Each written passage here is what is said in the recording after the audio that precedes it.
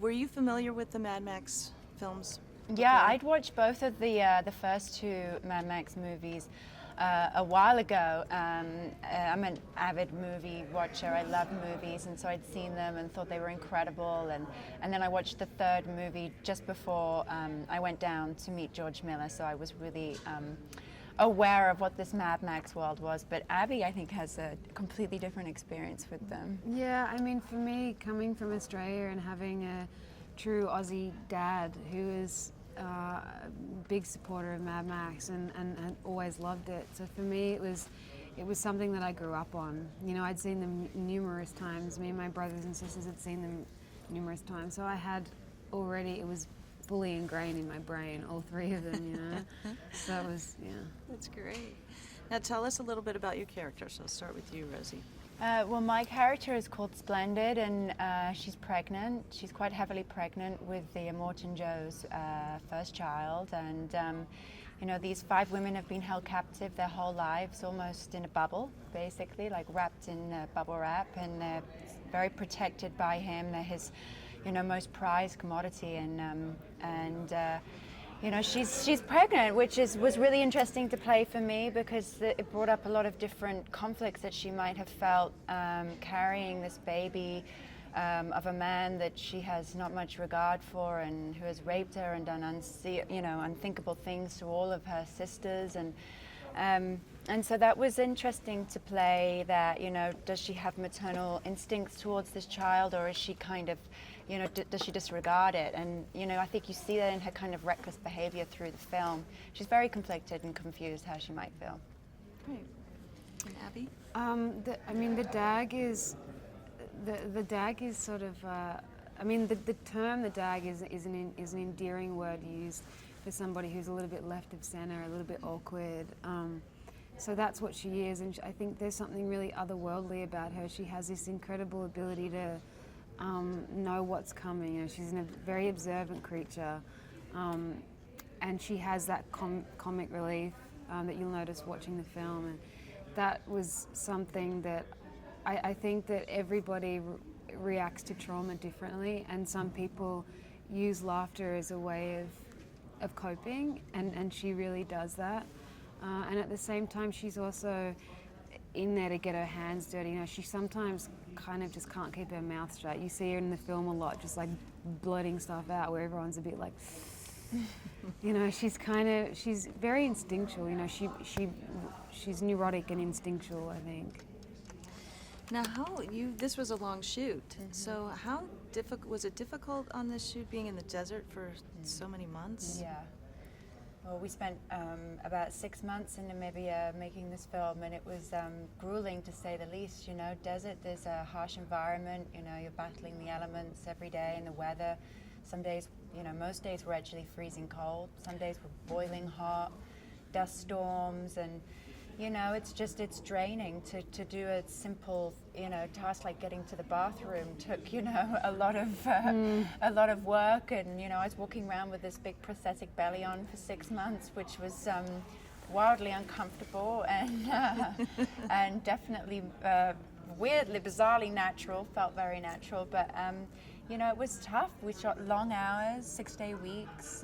Most of the cast had extensive prosthetic makeup, and so I think everybody went through it. A little grueling. Now, Abby, I heard a story about your first impression when you saw Immortan Joe's character. Can you talk about that?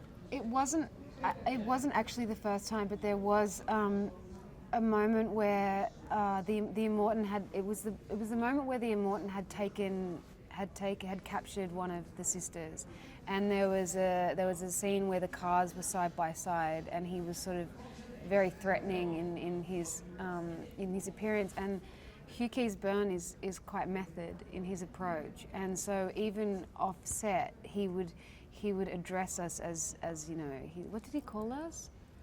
His littles or something gross? Something bizarre. It was always, it was interesting being around him because he still was in character. And so for us, you know, having limited acting experience too, we were It was a new experience. It definitely kept us on our toes and was weird to navigate around him, you know, in the lunch line. Yeah.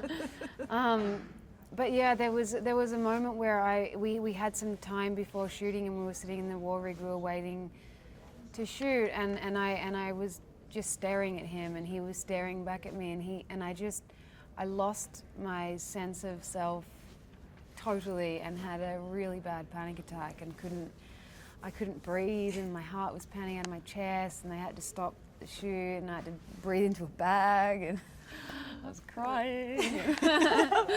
It was intense, and for me it was the first time that I'd ever had such a bodily experience, a bodily reaction to something like that before whilst filming. I liked the experience. I liked that I realized that I can let myself go like that. Oh, wow. And how was it? Can you talk a little bit about working with George? What kind of a director he is? Let's start with you.